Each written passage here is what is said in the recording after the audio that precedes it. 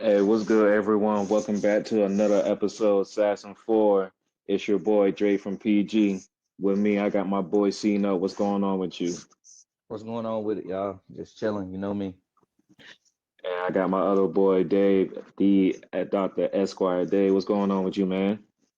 Not much. I guess for this episode, you can call me Visa, Discover, Mastercard, American Express. I'm gonna be giving a lot of credit today. Giving out a lot of credit, fortunately And and he charging it to the unfortunately. game, and he Yeah, charging it to the game. Ooh, this nasty. Ooh, this is nasty business. yeah. It's a crazy business out here, but we must stay vigilant. Must stay vigilant.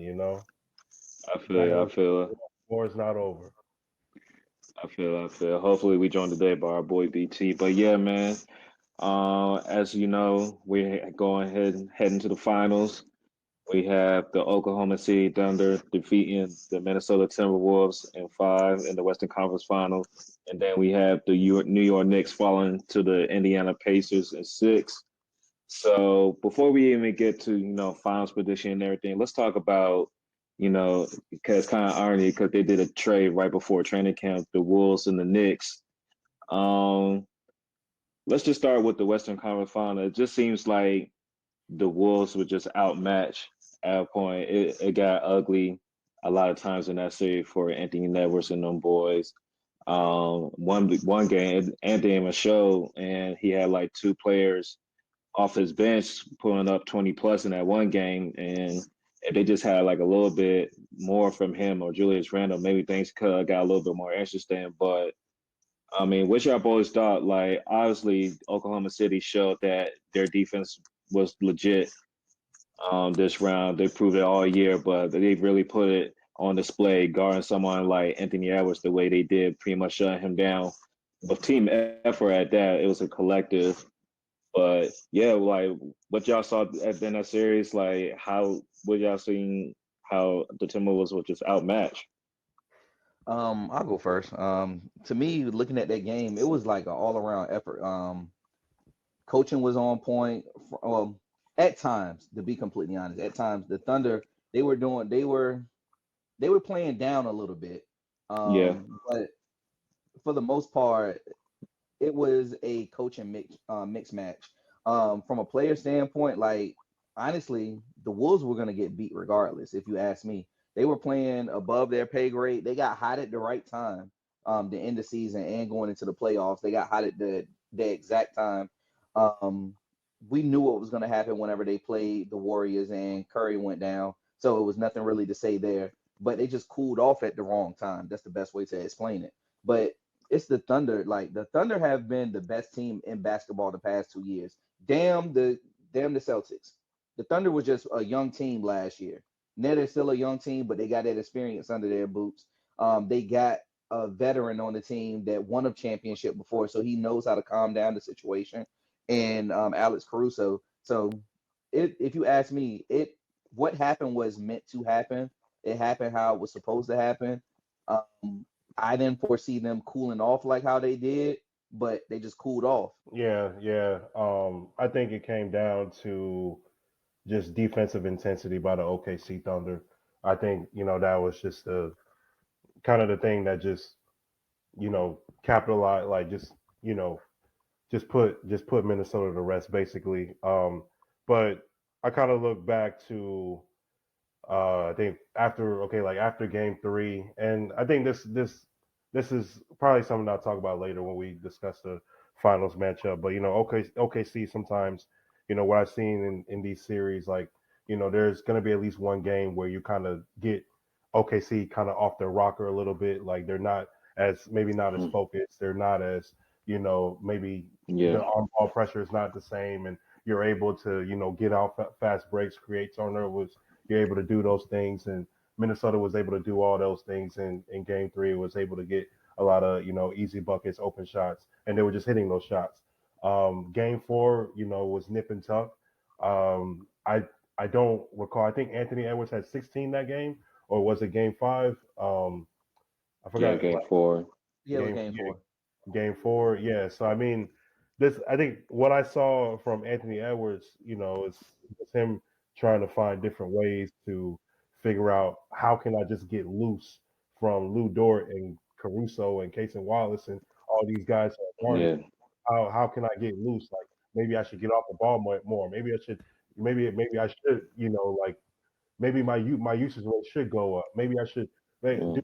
try all these different things, and that's part of the confusion that OKC gives you when it comes to like their defensive pressure and how they're just kind of force you to do what they want you to do.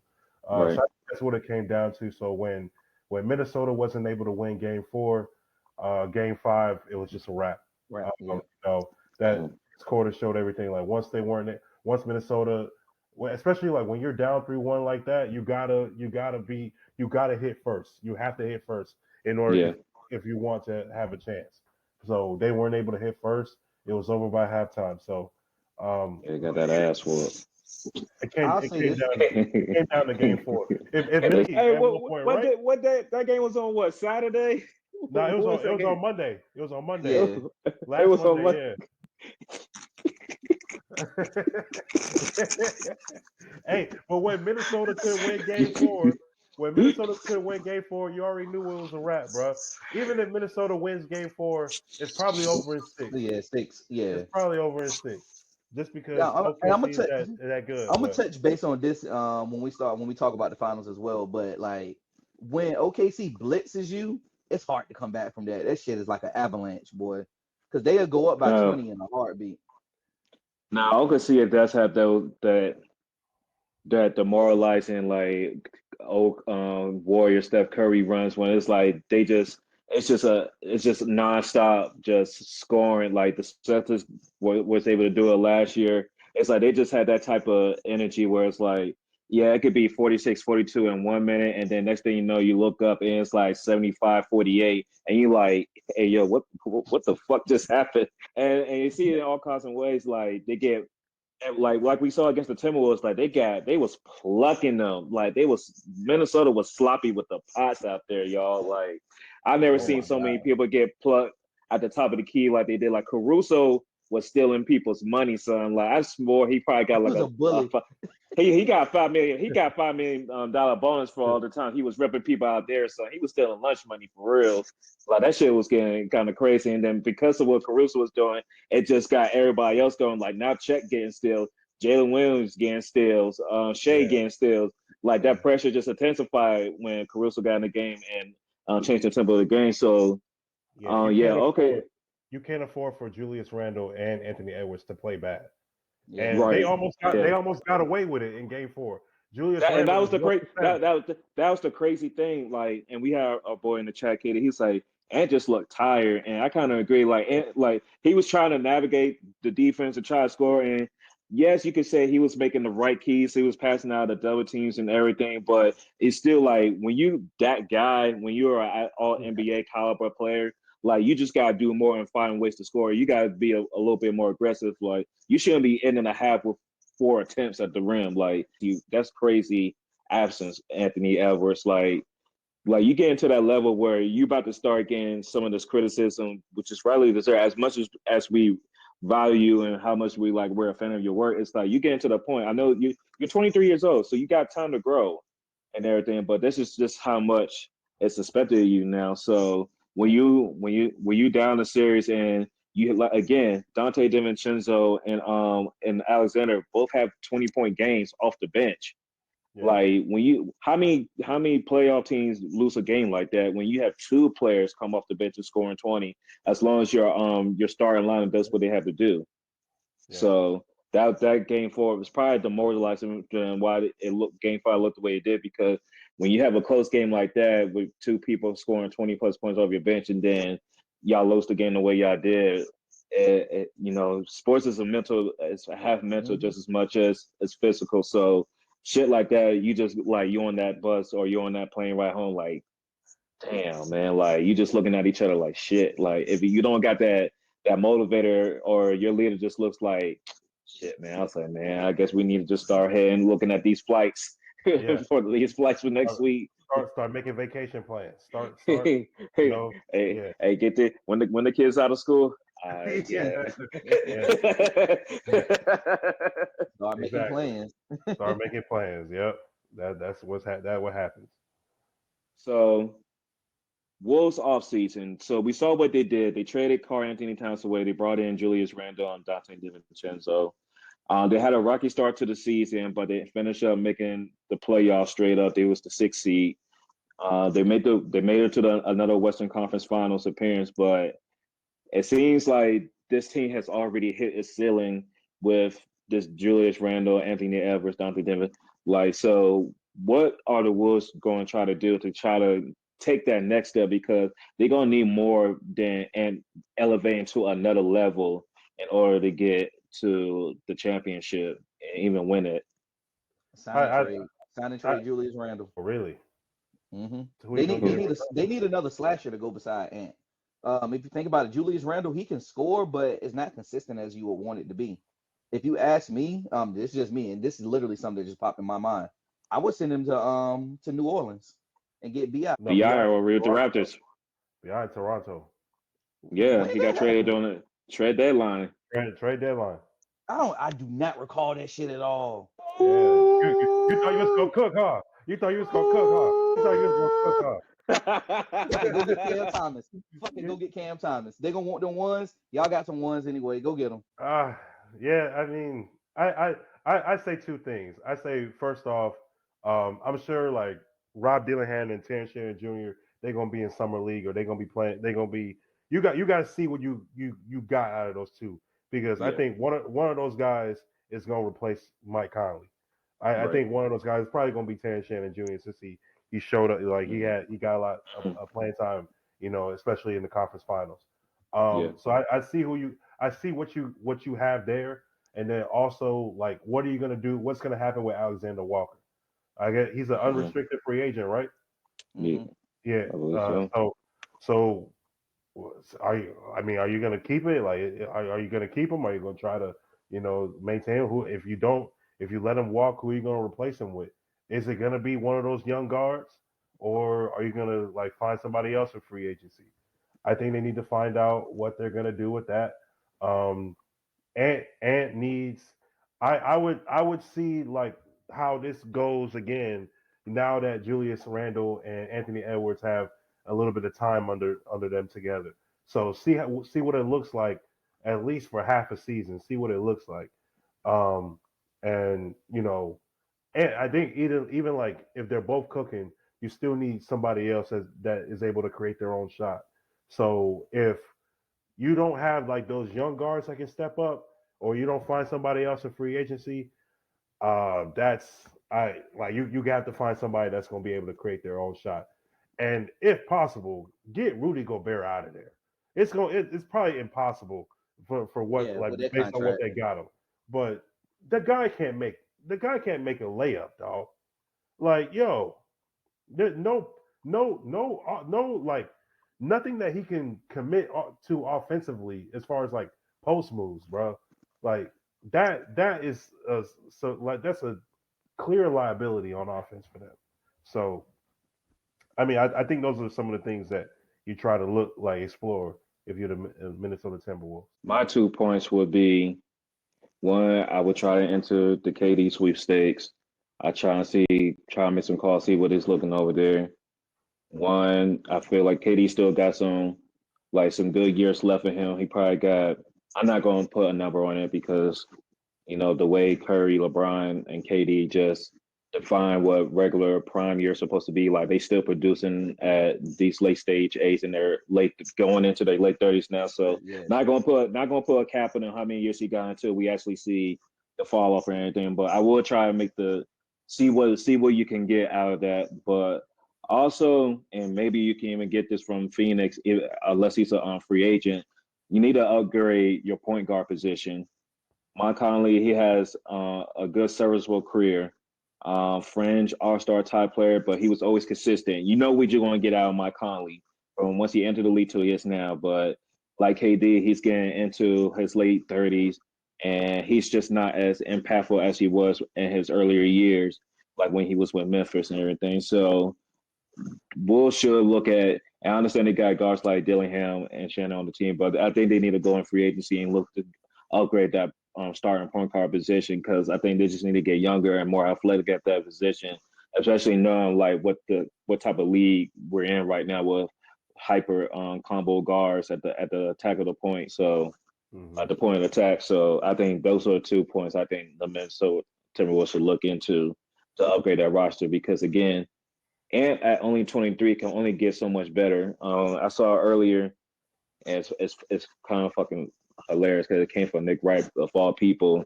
He's like, because look what Shea was when he came to the Oklahoma City Thunder. Like he came in, he was like, he was on the Clippers. He was a young guard on the Clippers. Then when he get traded to OKC, he became like an All-Star player. Then from All-Star to he went to All NBA. Now he's an MVP. Where Aaron is right now, he's a All NBA caliber player. But in order to help the Timberwolves get to that next level, he needs to get into that MVP conversation now. Yep. That's at our early age. That's what Ant's next level has to be right now because he's already proven he's probably the top two guard in the league right now, hands down. So and he's only going to get better. So T He talked hasn't about even in hit our his chat, prime yet. yeah, what T talked about some things he can work out in the off seasons, like get that post work and him like Hmm. Kobe, MJ, even LeBron. Braun, KD, like they all learn how to navigate stuff through the post because that's easy to break down the double team. You can see more passing lanes and you can dictate the offense from there. So something like that, and then you can still try hit threes from a high clip, but go back to that midi. Like one of the things we saw, and we can talk about this going with OKC. OKC had good mid range game throughout these playoffs. Like Shea was utilizing that mid range, and in the playoffs, you just need points, especially when the defense is ratcheted up. It's more intensified. It's more Uh-huh. physical. So Or yeah, the analytics keep that shit for the regular season, but when it's playoff time, it's like you got to get a bucket and 2 points is better than zero on trips because Yeah. your trips are limited. It's not going to be an up and down game like a regular season on a especially when you Wednesday trust your night. defense. Especially when you trust your Exactly. defense. Exactly. So I think that's some things in Ant's game that he can work himself to and take him to the next level.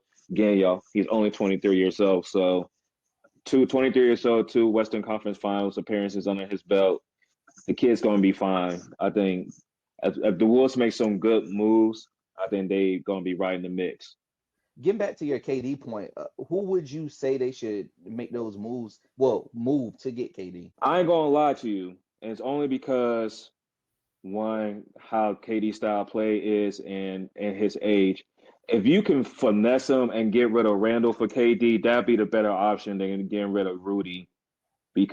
Because as bad Rudy is on offense and how much of a liability he is in the perimeter, he does give you a little bit of help defense post presence that without that, you can't have KD try to be your rim protector anymore. Like it worked in Golden State because they had good team defense and Yeah. they was younger. But having KD be your rim protector at the 4 and 5 at this stage of the career, it's just not going to work. Phoenix tried it, it didn't work. And one of the best things about Minnesota Timberwolves has been their defense.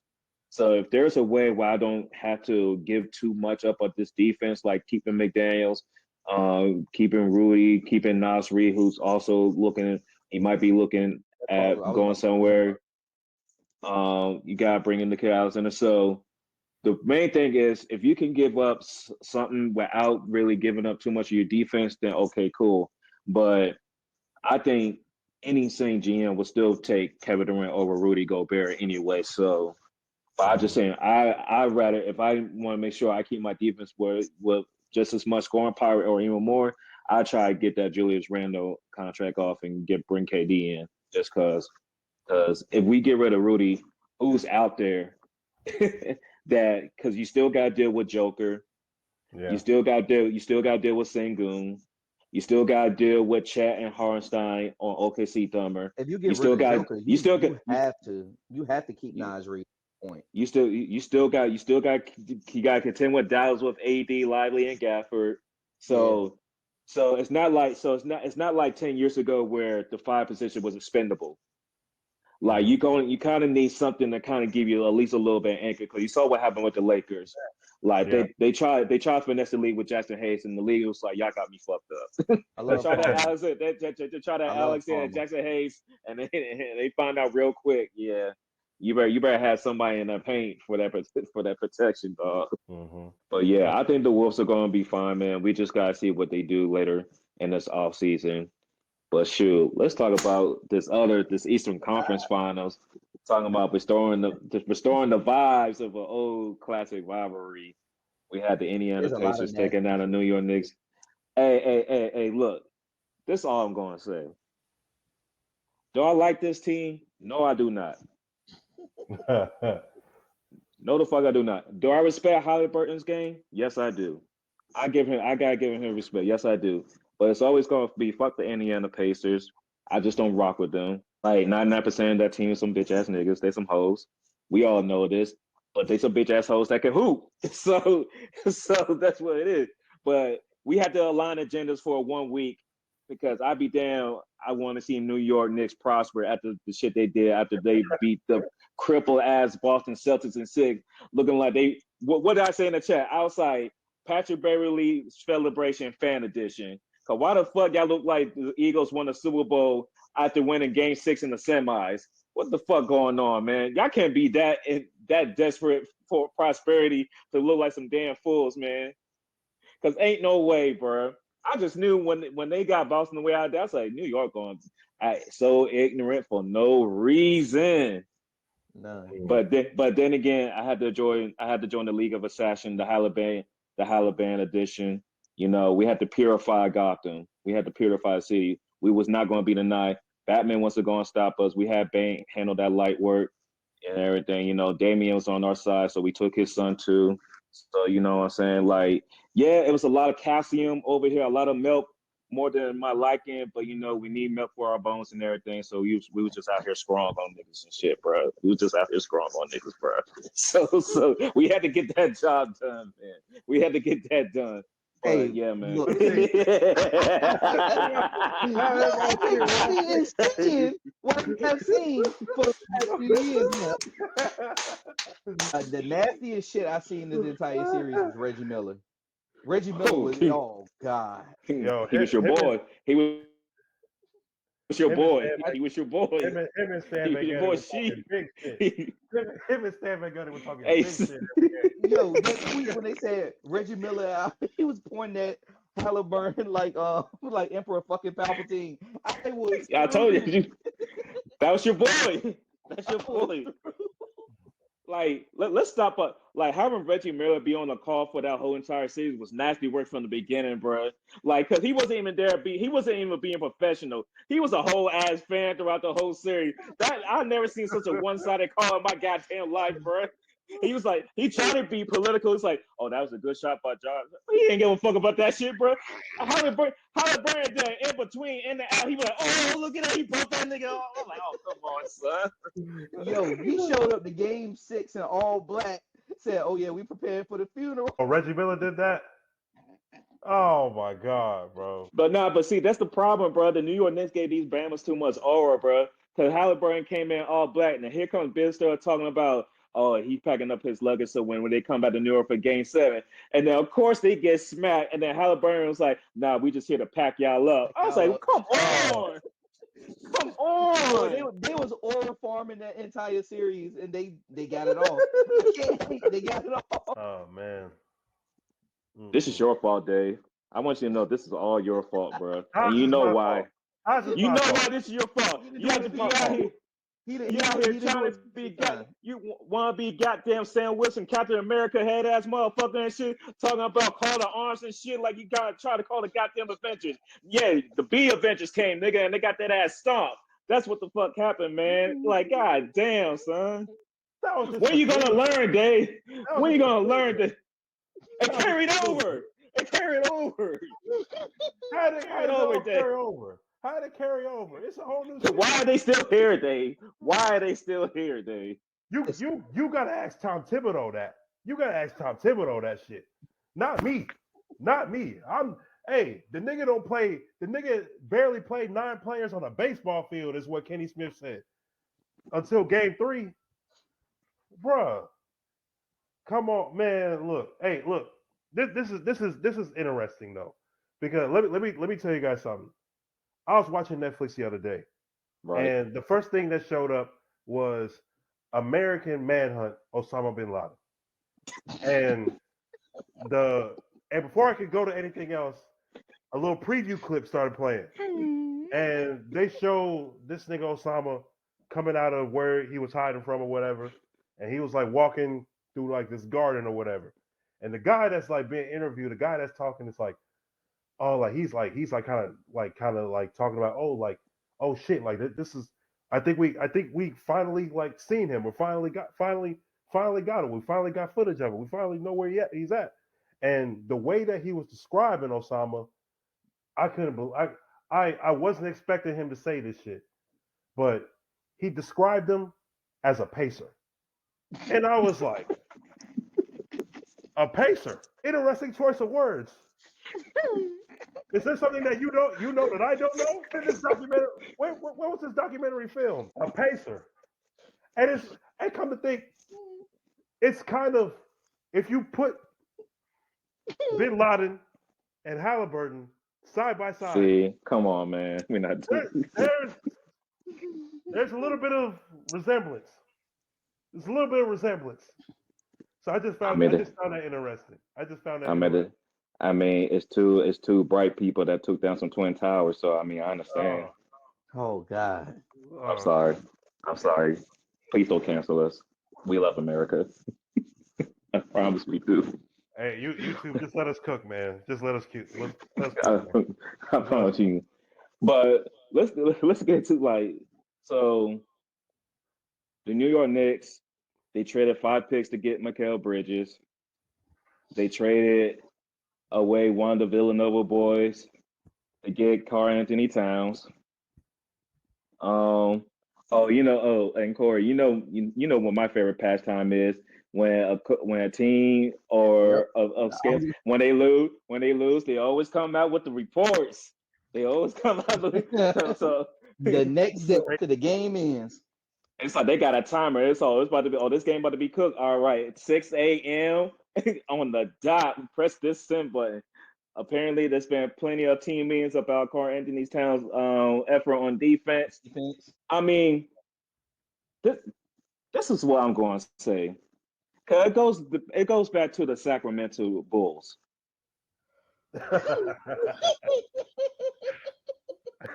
When a long time ago, there was a Minnesota Timberwolves team, right, y'all? It had Karl Anthony Towns and Tom Thibodeau.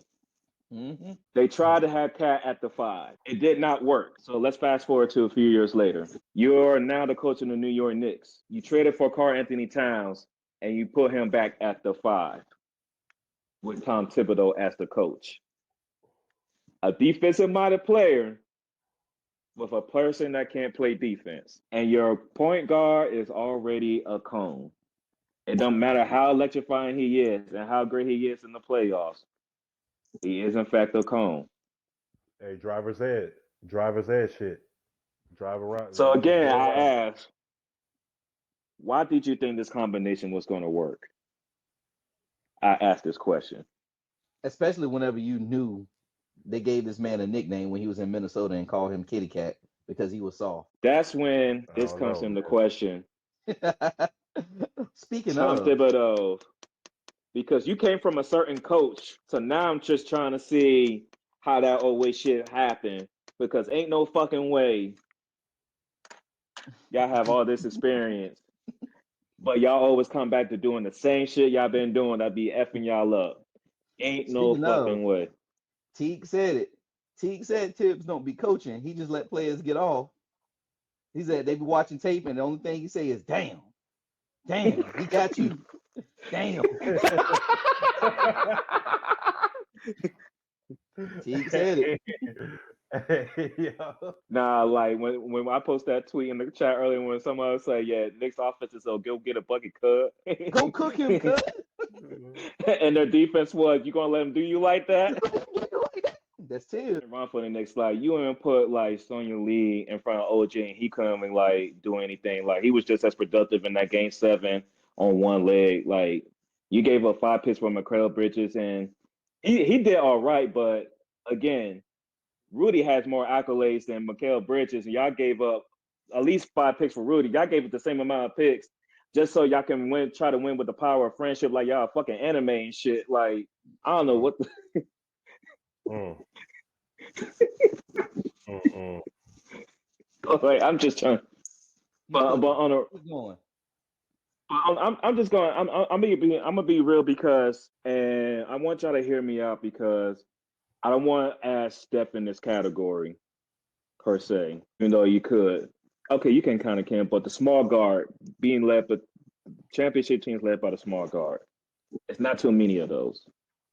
We have fanfare. It's like Allen Iverson tried to do it. He got knocked down by the Lakers, Kobe and Shaq, right?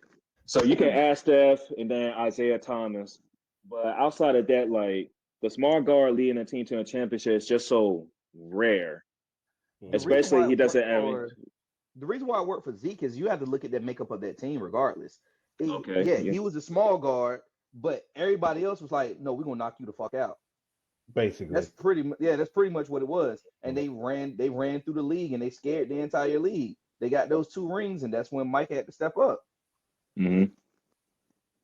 So what New York to do? Because of course, rumor is regardless of how many upsets they got rid of to get Cat and Mikal Bridges. They damn near might try to pull a stunning trade off to try to get Giannis Antetokounmpo to kind of help them out. But I mean, I would say the Knicks should be proud of themselves to even make it to the Eastern Conference Finals. I'll give them credit for that. But it seems like Indiana proved that even if all teams were healthy, Indiana proved that they was probably the second best team coming out of the East this year. We don't know how they will look against a healthy Boston team, but I give the Pacers much credit. Like they did look like a top 2 team coming out of the Eastern Conference, and damn near like a top 5 team overall in the league. The way they play in these playoffs, there were some close games in this series, but the Pacers was just always so clutch in that fourth quarter and down the stretch, especially Tyrese Halliburton. So. Yeah. I don't know what y'all think the Knicks need to do, or what's y'all analysis for what you saw from the Knicks in this series. But I mean, I just feel like if they played them tough, it was like a rivalry type atmosphere. It's just the Pacers just hit tough shots and they dictated the pace. Like the Knicks couldn't keep up with their pace overall, and they choked on game 1. That was what their first mistake was. that's really where it comes down to really Yeah. like I can point to other games like game 4 they turned the ball over like 20 plus times just like they Yeah. did in game 6. I mean game 2, yeah, you could say like the Knicks, could have tried to, but I think Indiana had like more control of that game than the Knicks Yeah. did, and game Mhm. and New York was already trying to get over what happened in game 1, but Right. game 1 when you're up 16 with 2.5 minutes left or whatever it is, or 9 minutes, not up 9 with 50 seconds left or whatever it was, you have to find a way to win that game. And if if New York finds a way to win game 1 and they lose game 2 and they split in Indiana and they're able to split game 5 and game 6 as well, I mean, maybe Indiana still wins Game 7. Like even if the Knicks had won Game 6, it was no guarantee to me that New York was going to win Game 7. It was no guarantee just off the way that Indiana plays. I want people to be clear. The teams are not too far apart because the games Yeah. it was a good series for 6 games, so Yeah. it wasn't really like any Yeah, one of blowout like no moment. crazy blowouts. Yeah. Right. So it was really just came down to execution down the end for pretty much all 6 games. Like I know the Pacers pull away in game 6 and everything, and then the Knicks kind of overwhelmed them a little bit in game 5. But the first 4 games were like those were like grind out games. Like that was the series That's what more you than the want to see. Oklahoma City thing and then in the Minnesota Timberwolves. Like the series lived up to the hype, in my opinion. It So you did. got some good basketball To out of it. me, like Nick shouldn't change nothing. It's just that this season alone, Indiana was just their kryptonite. That's all that it was. They don't need to change Mhm. anything. I wouldn't change anything. If you're gonna add something to it, okay, cool. But they don't have to go and like, oh, we're gonna make this grand slam trade that we feel like is gonna help us because what if it doesn't? Then you done shot yourself in the foot. Yeah. Yeah. I will say Yeah, this. Not to cut you off, I will say that they did start the year with Mitchell Robinson missing majority of the season. right. So he came in. He was. I think he was. He did his thing in the playoffs when he with the minutes that he had. Of course, he's a liability when it comes to like the hack a Shaq type plays, and he missing at the free throw line. But I really think if he's your center and you move Cat back to the floor like he was in Minnesota when Rudy was there, I think you get more out of him than having him at the Yep. center. Cause at least you have your defensive anchor and Mitchell Robinson, so Cat can go back to being that stretch four, and Yep. he's in a better position than trying to put him at center. Because him at center just doesn't work. Like AD hates playing center, but he actually can play center. Cat don't need to be playing center. He's just not a dog to be at center. Yep. We just know he just don't got it. Like he gets beat in the post by guards. Like a guard like Caruso, somebody like Caruso can check him. Like, and that's a problem. So Yeah, you gotta put him back at the four. Yeah, yeah. that's the But move if that they need. They don't have a lot of cap space to change a lot of things. Like as far Yeah, as the it mm, has to be a starting grand lineup, slam move. That's the that's only way that they can actually make a they, move. they don't have a lot of space, and I mean, I think a change of philosophy needs to happen. Like all Hmm. this, like Thibodeau, like playing guys like 40 plus minutes a night throughout the regular season. That shit has to stop. That shit has to stop. Like if you want to do anything, if the Knicks ever want to win a championship, you have got to stop playing your starting lineup 40 plus minutes a night.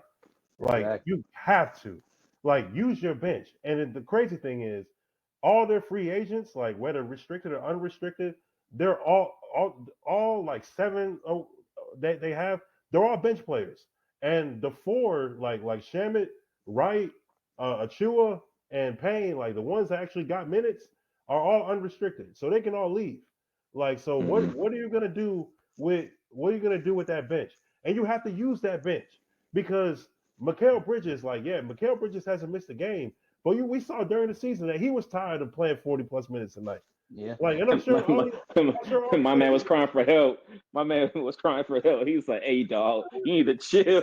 Like, Help me. Take me out. no, like, but no. Me and Corey, we said this earlier. We was like, when Mikael right there, we was like, "Oh yeah, this is going to be the game of sight." And within the game, it's going to be the man that never missed a game versus the man that crashes all his star players out. Who's going to win this match, bro? Mikael made it through year one. We're going to see how this goes through year two. He made it. Hey, which game was it that he started and he played for like 5 minutes, then he checked himself out for the rest of the nah, game? the last game of the season, That's the last the game. He last didn't game even of the play five. He season, played he five played five seconds. seconds. Yeah, 5 seconds.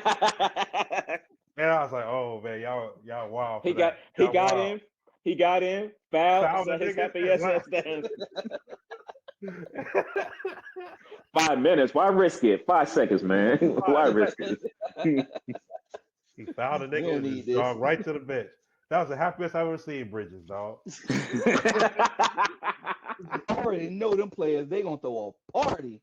Boy, they Oh, throwing a party. I think they're gonna be too tired to party, Curry. I think they're gonna be too way tired too to tight. party. I be looking at their minutes like they're like, yo, how the fuck y'all play every other night, dog? How the fuck y'all do that? Like, I know y'all And young that's the guys. thing. I Hey, know. And I understand that they was playing every other night, but that's different from like the first ain't two no rounds where you got like a fucking couple way. of two this way. No, no, yeah, I'm sorry, y'all. I'm in here watching wrestling. They in here promoting a Tyrese Halliburton t-shirt It's You got the begun. juice, man. It's begun. with him doing the choke. It's You got the begun. juice. It's begun. I ain't even gonna say nothing about it, man. Okay, but I ain't- before we get to the finals, y'all, I have to ask this. I wish the rest of the bros was here, but I have to ask this question because this all started with a rant from a former NBA player. Doing his post game Ooh, segment ooh. I was wondering when this was gonna come up. as Tyrese Halliburton better than Jalen Brunson. Oh, Hey, this all I'm gonna say. One person was on Team USA this past summer. Even though he didn't play, he was still on the team. oh man, you really about to do that, Corey, bro? He what happened when they played. That's all I got to say. I told myself I wouldn't slander these pay. I told myself I wouldn't do it, bro. No, Stay And strong, hey, bro. I Stay I strong, I, man. I, Don't see do it. they I Don't see do it. do not Kobe. jinx my Don't do boy. it. Do not Don't jinx do my it. boy. Do Do not not do jinx Corey, it. my boy. Don't do Corey, it. Corey, Corey, Don't do Corey, it. Corey. All I'm gonna say is somebody has a 2-0 advantage in a playoff series when they meet up against each other. That's all I'm gonna say. The history books is gonna say someone right now is currently 2-0 when they meet each other in the playoffs. That's all I'm gonna say. Dave, I just need you not to jinx my boy. Like, 'cause I'm coming not from saying someone, anything. and Dre I'm will not tell you saying this, anything. coming from someone who has enough hate in his heart, whenever he sees his enemy go down, when he sees his op go down, he always saw the person that put his op down go down next. So please don't jinx my boy. And just know, man, like, look, the stuff I have in my chamber, the stuff I have in my book, the stuff I have in my repertoire, my Rolodex, it can feed families. It can feed more people than what Jesus did with five pieces of fish and two Oh loaves of my bread. gosh. Yeah, yeah. I promise. See, see, yo, see, Oh yeah. my god. I See. I Oh my god. I promise you. They Hey, said he hey, got the great supper. He has hey, the shout out to my favorite Bible story. Shout out to my favorite Bible story. I'm saying I got it, but I'm not gonna say anything. The answer to your question is Halliburton. Halliburton is The better. Halaban. Halliburton, man. He can score. He can score at a high clip, even when he's not. And even if he doesn't really need to, he's still getting 10 plus assists, and he's still giving you like 6, 7 rebounds. And even if he's not scoring like that, like the games in which like Indiana loses is when he has like 7 and 5 or 7 points, 5 assists or some shit. Like hmm when he starts playing like TJ McConnell or something. Like that's Oh, when shit. that's when they lose. But hmm even game 6, like he had 21, I think 13 assists, I think, and Yeah, 8 rebounds or something like that, or 6 rebounds. So yeah, like a lot of those points didn't happen until the fourth quarter. But and that's money still, like, time. yeah, but throughout the course of the game, like, keep in mind, when you went into the fourth quarter, Indiana was already up by double digits. Indiana was already up by 12 in the Yeah. fourth quarter.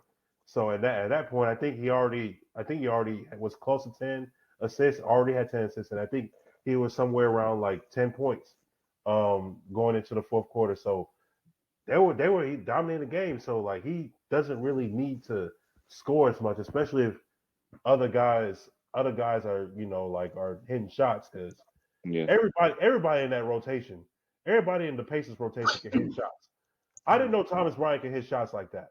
I honestly didn't know. I didn't know Thomas Bryant could hit He shots worked like on that. his shot. He worked on his Yeah, shot. I didn't know he could. And I think maybe the only guy, but he's injured right now, was Tony Bradley. I think that's the only guy in the rotation that can't really hit shots like that. But everybody else can. Everybody else. Obi Toppin can hit a hezzy step back on you. It's Matherin can crazy get hot. work. He beat his former team again. McConnell, Crazy work. McConnell, like, Poor if man's you leave him Pritchard. open, he gonna hit the shot. Like, Poor man's Pritchard. everybody, and we already know what everybody in the starting lineup can do. Yeah. Game 1, if Neesmith doesn't get hot in the fourth quarter from 3-point line, Yeah. Yeah. the Knicks don't win. I mean, the Pacers don't win Game 1 if it I weren't for know. Neesmith, bro. That was a crazy heater. That was a crazy Yeah, that heater. was a crazy heater. Yeah, bro.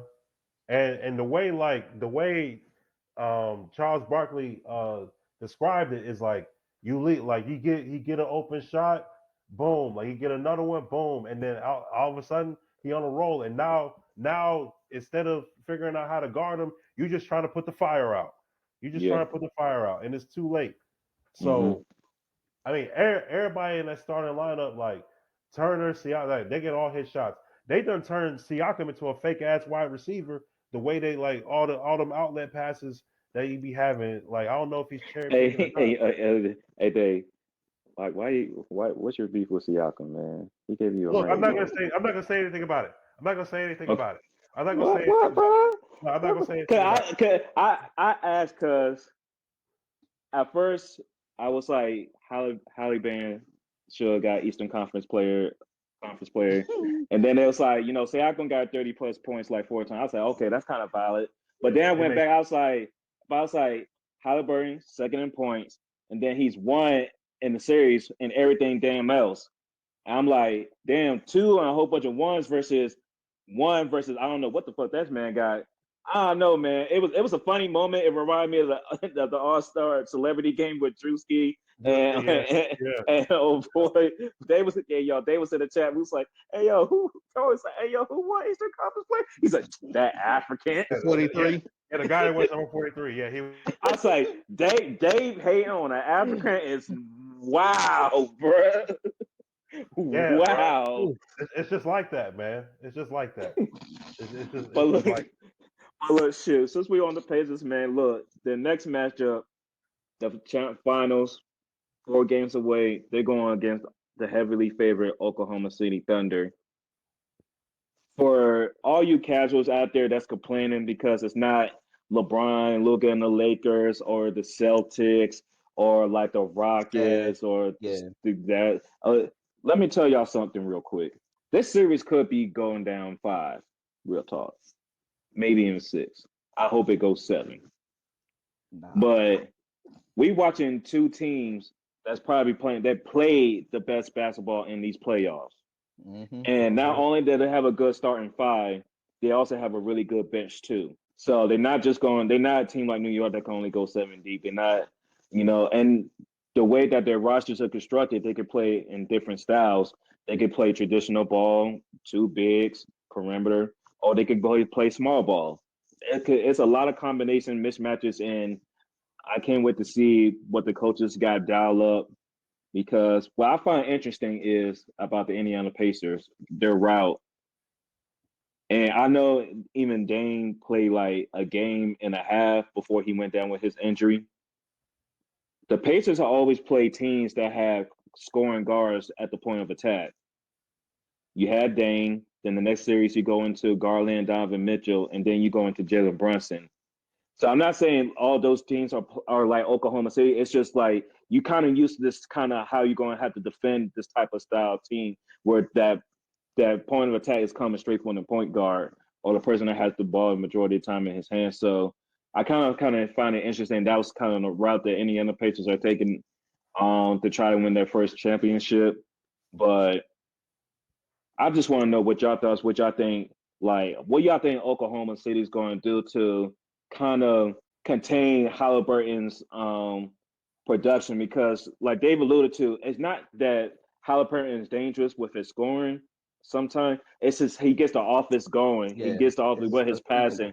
And even if he don't get credit with the assist, it's the hockey assist, it's the vision, it's how he yeah. helps the Pacers keep moving the ball around. It's what he does in transition because he gets the rebound, he kicks it out and going. So like, how does OKC try to minimize something like that? So I think. Oh, go go ahead. ahead. No, you gotta go ahead. I went first last time. Yeah, yeah. No, I was just gonna say like I think it's funny because what has kind of and to their name like Pacers like is the pace of the game. Like Mm-hmm. the pace of the game is what dominated Milwaukee, is what was able to put Cleveland in a chokehold, and we saw Mm-hmm. it in this series against the Knicks. Um, when Halliburton is able to distribute and be able to get assists even when he's not scoring as much, it's usually like when they're creating turnovers and they're like fast breaks, or if Mm-hmm. even if the other team scores, they quickly like 3-4 seconds later they're able to get a layup, Yeah. so they're able to do that stuff. Like that's how he's able to just like keep things in rhythm even without scoring. The Mm-hmm. thing that is interests me the most with this series, and yeah, like this could be a 4 or 5 game series, but it also could be a 6-7 game series, Mm-hmm. depending on how OKC approaches it. But I'm interested to see what Indiana does with the pick and roll because Mm-hmm. in the previous 3 series, they've been able to pick out guys that they like the matchups on the perimeter. Like Right. Milwaukee, they had a bunch of guys they were able to do it with. Cleveland, they Mm-hmm. picked out Jared Allen a lot of times. Uh, Mm-hmm. they focused on Brunson and I think maybe Mitchell Robinson at times, like out on the perimeter. So with OKC, who are you going to do that with? You're not going to do it with Caruso. You're really not going to do it with SGA. You're definitely not going to do it with Lou Dort. You're definitely not going to do it with I don't know, with Hartenstein, Chet Holmgren. Nah. I don't think so. Like who are you going to single out on pick and roll? Is what That's a I'm. good. They have Yeah. really good help pick and roll defense as well too. Yeah. Like Mhm. they were rated the number one defensive team in the league for a reason. And that's And then that's why they were so successful. yeah, exactly. And then like off the bench, like with guys like Aaron Wiggins and Isaiah Joe Mhm. and the other J Dub, like the Mhm. big man J Dub. Like Yeah, I don't know where I they're think gonna find good matchups at. Where they're gonna find good. I think that's why Oklahoma City defense is so good. Um, we gotta remember there was a point in time in the season where they had no post players. Yeah. Yeah, Like yeah. J Dub and Dort were the 4 and 5, but Hmm. they were still being productive. They were still winning games at a high clip until Chet, until Hartenstein, until the other Jalen Williams came back. So that's how I know this is like a legit good defense, because when you're not even dependent on your 7 footers, because I just found out today Isaiah Hartenstein was fucking 7 foot. I thought he was 6'10", 6'9", some shit like I, that. I, I thought it was 6'10", dog. Like straight So up. apparently, because I'm watching NBA TV. First of all, for the rest of this finals, NBA TV or podcasters, don't go to ESPN. Don't even waste your time. It's not Don't good go to over there. NBC. Unless it's Oh yeah, Scott or SVP. Tim, yeah. Scott or Tim. Outside of them, NBA TV or go to your favorite podcast. The finals breakdown is gonna be better. But back to our discussion. Like Horst said, number one defense in the season for a reason. Like they know they switch very well. And then what you got to actually you can say this for both teams, because this is a good point I like about both teams. Both of them play a good physical brand of basketball.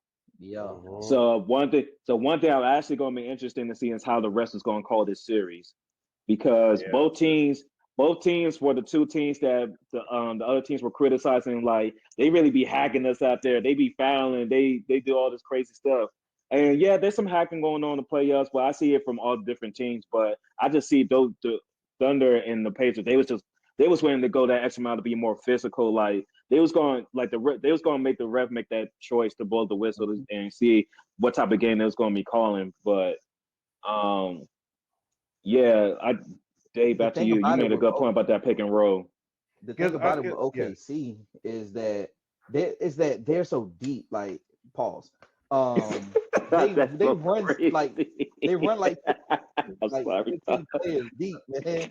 So got to play through it. Got to talk through it. If they're in foul trouble, it's still hard to. It's like it's hard to actually beat them that way. Like they can still play tough defense, get players into foul trouble, and they still come back. They can still come at you with different people. Like that's the Hmm. thing about it. That's what makes them a great defensive team. Hmm. Um, it was something else I saw. It was an incredible stat that I actually saw on a podcast. Phil Jackson came up with this. Well, he coined the term, the 40 game rule, Oh yeah, where I did yeah. send that to y'all. Yeah. Yeah. You You know, want to get to your first 40 games before you lose your first 20 games. yeah. And Hmm. OKC not only have they did that, they already at 80 games before they've reached 20 losses. That's something unheard of. Like a lot of teams don't reach that point. I think they're like the fourth team in the history of the Yeah, NBA to do that. like it's like the Bulls, the Warriors. And the Bulls. It's rare and like rare that you get that many wins before 20 losses. So that's why you see them being highly favored in this coming into the series. You come out the Western Conference, which everybody knows again is the best conference between the two. You got the MVP and you got the number one rated defense in the league. And on your way to the championship, you went. The only team that really gave you problems was the Denver Nuggets, and that's because they have Joker and Jamal Murray. So I mean, and we can talk this in another discussion, but we know like some of the better teams came out of the West, like the Clippers versus the Nuggets was damn near like could have been a conference finals matchup in a sense, but as of right now, OKC and the Pacers, they did what they had to do to get here. They both got phenomenal guards that runs their team. They got depth on both squads. But and I know this is kind of your thing because this is a matchup you always look forward to, Corey, the coaching matchup. We had somebody like Rick Carlisle who's been here before, and he's been the underdog in the finals matchup before. One thing I know Rick Carlisle does is like he is going to have tendency where he's going to try to like muck the game up and see what like little things he can pick from OKC Thunder that kind of get them out of rhythm and kind of be like, if we keep this a close game, we've seen from the Pacers, like if it's a close game, you damn near bet on them because and a point that y'all made earlier, y'all was talking about how like OKC has one game they last a daisical in a series.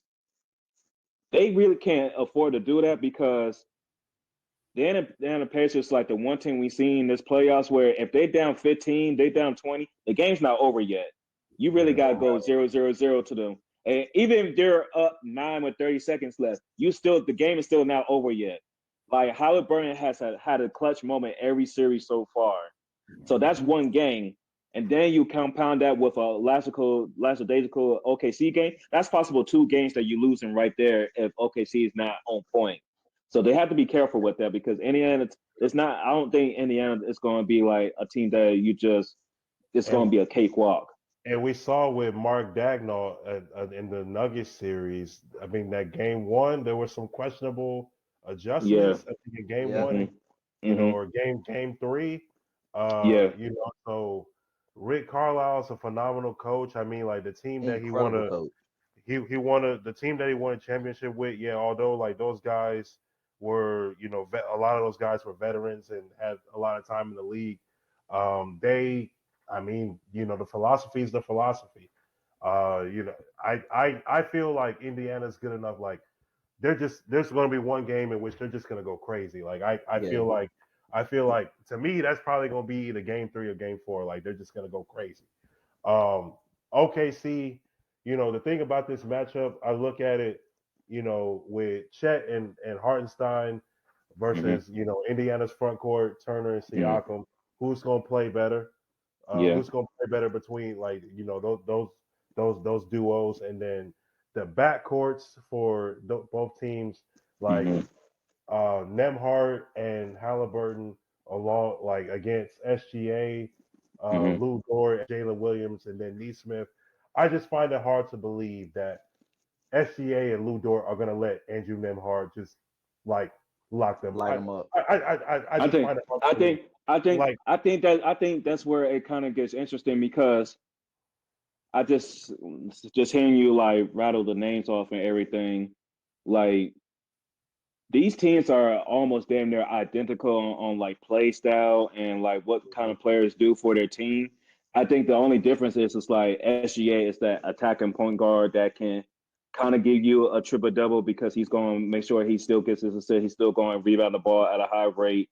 And then you got Halliburton, who he's still one kind of he's kind of like one of the last few traditional point guards, but he's still going to attack the basket. He got that awkward 3-point shot, but it works for him. It's clutch. So that's kind of this is funny. I'm just sitting here thinking about this shit. When Rick Carlisle won the finals, it was a point guard, well, not a point guard led team, but you had that point guard who could facilitate the offense, that can get you a 3, that can literally do everything that you need him to do at times. And a Jason Kidd, now he has a more younger point guard that can do all of the things that you need him to do on the court and facilitate that offense, get everybody open, get the offense flowing and rolling. Like it might get scary just now sitting here thinking about this. That's what I'm thinking. Even like from a coaching standpoint, it might get scary. But I'll just be very surprised if Andrew Nemhart outplays SGA. I just find it very hard to believe. Like I'll be very surprised if SGA consistently lets Nemhart like get the best of him. Like at the end of the day, this is going to come down to which team got the best 2 Canadian duos. It's an OKC or it's a fucking Indiana Pacers. That's what it's going to come to. SGA and Dort versus Neymar and Dave's worst enemy. That's Oh, Matherin's Canadian? What? oh shit! I Matherin's gave him a Canadian? clip. I just gave him a clip. Look, no, Dave, What? don't say Oh my! nothing. What? The Oh, revelations on the revelations on this episode is amazing, bro. like what? You didn't see him in the background for that doc that Olympic doc on Netflix, He bro. was on the team. Yeah. I know Nemhard was on the team. Matherin was on the team. You don't- What? I Oh, honestly they didn't got. know. I just didn't know. I just didn't know. I didn't know. Boy, Dang. boy, What? this Indian. I feel like they got an album. But he might try to drop this joint like Friday Night Lights, bro. He said, I might just have to drop this shit. Fuck what the label Nah, saying. He said, nah, man. fuck what the label trying to say. I gotta be stingy. I gotta be stingy like Mace with this album. I gotta be stingy like Mace. I gotta be stingy like Mace with the album. I can't say nothing. I have too much respect for our boy KD and for everybody else that is rooting for the Thunder Up crew. I got too much respect. I can't. I just can't. No, I Like feel no. I'm real. Like trust me, I'm Green Goblin right now. Like that mask I is know, looking at no, me right I now. know, I But I know, can't. I know. No, Dave, I understand. Dave, I understand. I understand. I just don't want you to have to happen to what to me happened to you, like watching the Eagles win that Super Bowl after I wish for their downfall, bro. That's Oh, done. God. That shit's Yeah. done.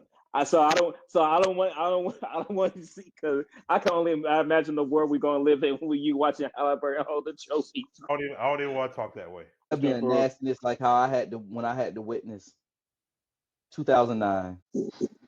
Why you gonna do that to yourself, man?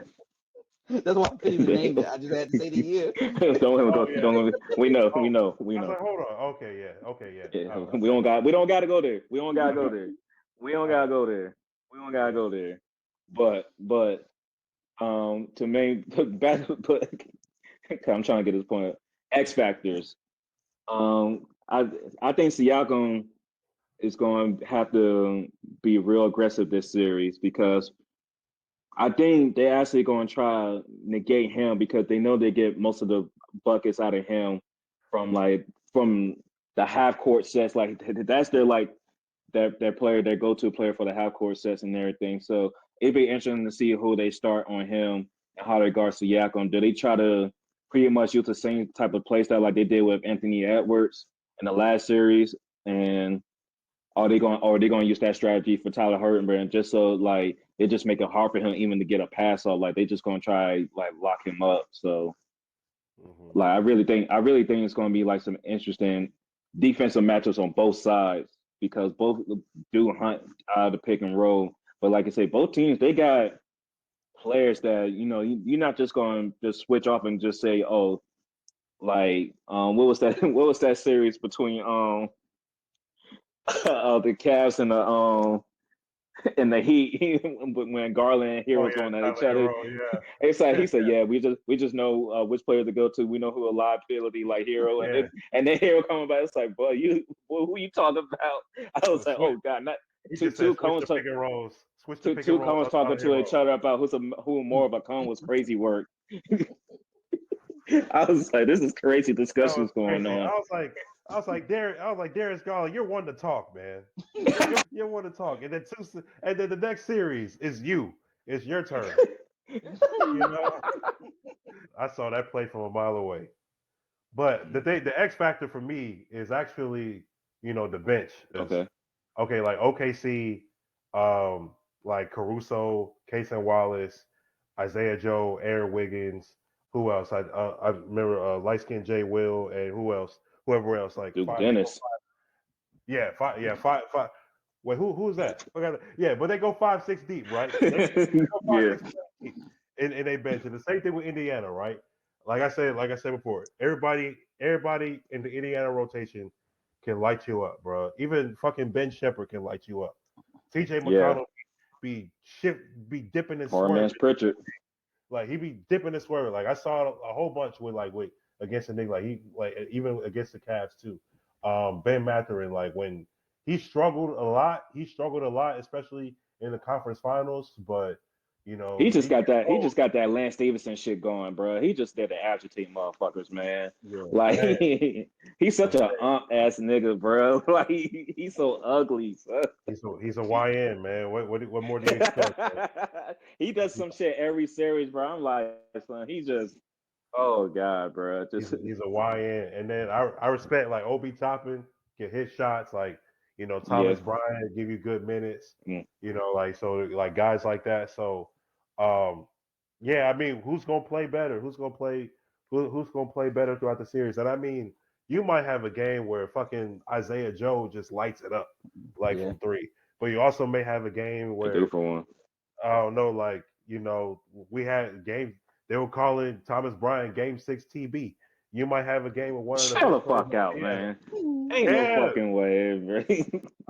I'm saying, like, that's what was going on. And I had to go back and look at the stat sheet. Like, how many threes At, did he hit? at It's time, only at time, three, right? if Tom and Brian get a dub anytime in this series, bro, I cash up you a 20, bro.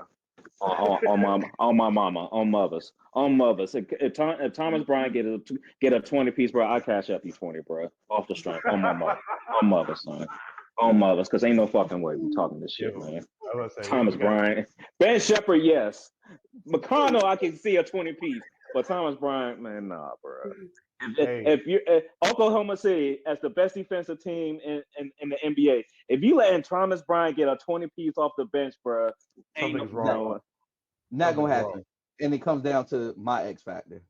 Y'all know who my X factor is. that's For sure. For sure. Talk about it. talk your shit. Talk your shit, Corey. Talk Talk about your it. shit, Corey. Hey, my white goat, Talk he about comes it. through. He's a savior at this point. Oh Y'all, Lord. they try to call that other bald head guy that played in Chicago Black Jesus. This the real white Jesus.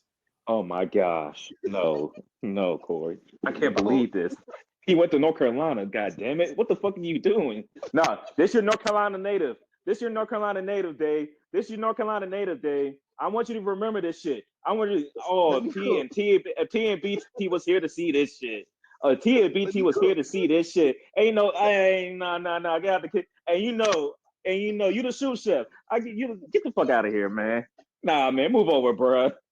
No, I no, but Juneteenth is okay, around the for real. corner, man. What the fuck we doing? For real though. All right. So obviously we know Alex Caruso. Whenever he comes off the bench, just a different play. He brings a different level of energy to that defense. We've seen it plenty of times throughout this entire playoffs. Especially in that Nugget series when he was able to nullify what Joker was able to do. Mhm. So even if you have a Siakam that's going crazy, you bring in that second unit that's being led by Alex Caruso. Alex Caruso Yeah, he's gonna take that option to go and get Siakam.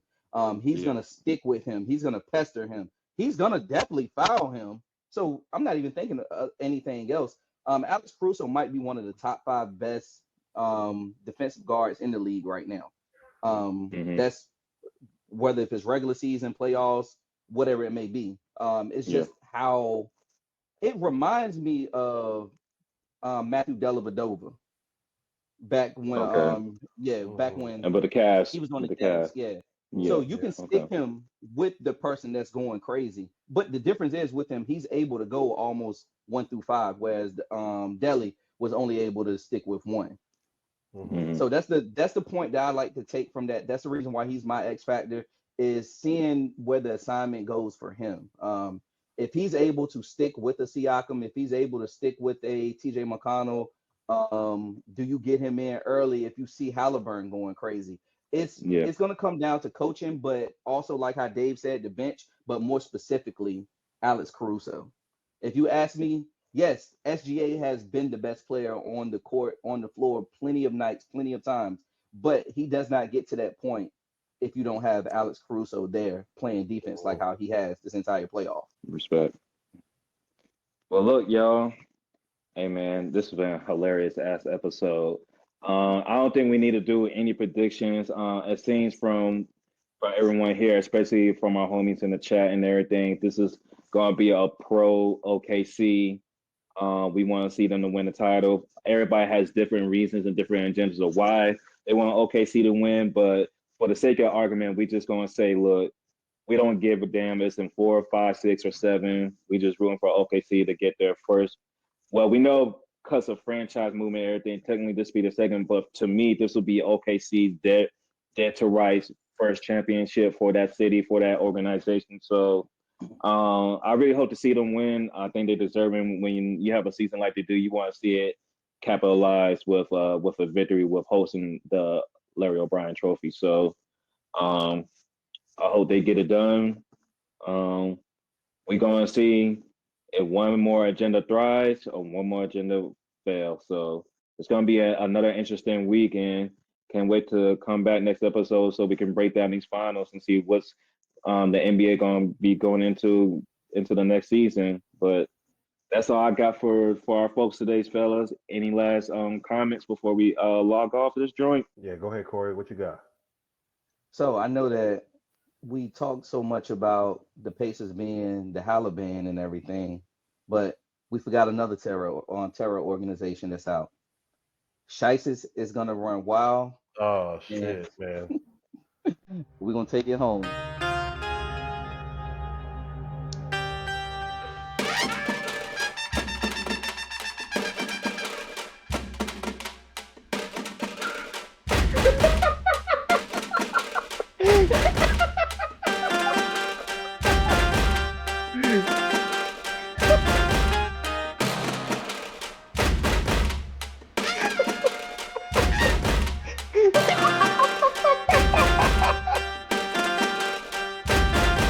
What the hell? What the hell? Shices take over. Say what you guys say, That Dave. ain't my fault. I just want for the record. I had nothing to do with that. I I had nothing know. to do with that. I'm not blaming I you, had nothing Dave. to do with that. I'm not blaming you, Dave. I'm not blaming you, Dave. I'm not That blaming you, shit. Dave. That shit was tight though. That shit was tight. That shit was tight. But like Dre, you summed it up.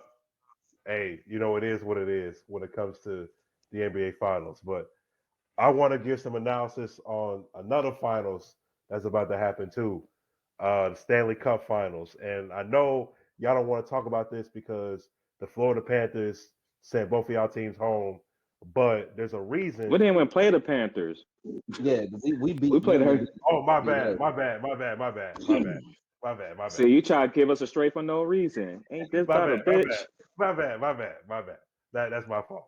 But there's a reason why this is their third time coming out of the Eastern Conference to get to the Stanley Cup Finals. And I mean, like, I think they have one of the best players in hockey, at least on the Eastern side with Kachuk. Yeah. Them versus the Edmonton Oilers, which is high-powered offense. Like they score a lot of goals. Like, they're not like at the very top of the Western Conference. I think they have some similarities to like an Indiana team that's like like got really hot during the right time of the season. Um, I think I think that and they lost to Florida last year. They lost to them in I think 5 or 6 games, I I believe. But think, let me check. I I think it was think fine. I think this year and Edmonton has I think the best player in the world. Like Connor McDavid has won like 4 or 5 MVP like Hart trophies or whatever. Yeah, Um, he's and I yeah, think him I think right now. I think I think this is the year that Connor McDavid gets a ring. I think this is the year. Okay. I think so. So I would for him especially for Edmonton. I know it's been a while since Edmonton has won something. I think maybe about 30 years. But Yeah. that's when the days in which the NBA Finals aren't happening. I will be checking out the Stanley Cup. So I wanted to just say that, and then also give a shout out to the Americans that are still at Roland Garros right now, the French Open. My man Francis Tiafoe made it to the quarterfinals. He's gonna play I think Musetti. He's gonna play him. Hopefully he can get past Musetti. Um, who else? My man Tommy Paul made it to the quarterfinals on the women's side. Coco Gauff won her match today. Uh, Madison Keys advanced. Um, who else? I think I may be forgetting somebody else, but shout out to the Americans. Shout out to Americans and everybody at Roland Garros. Hope y'all can get it done.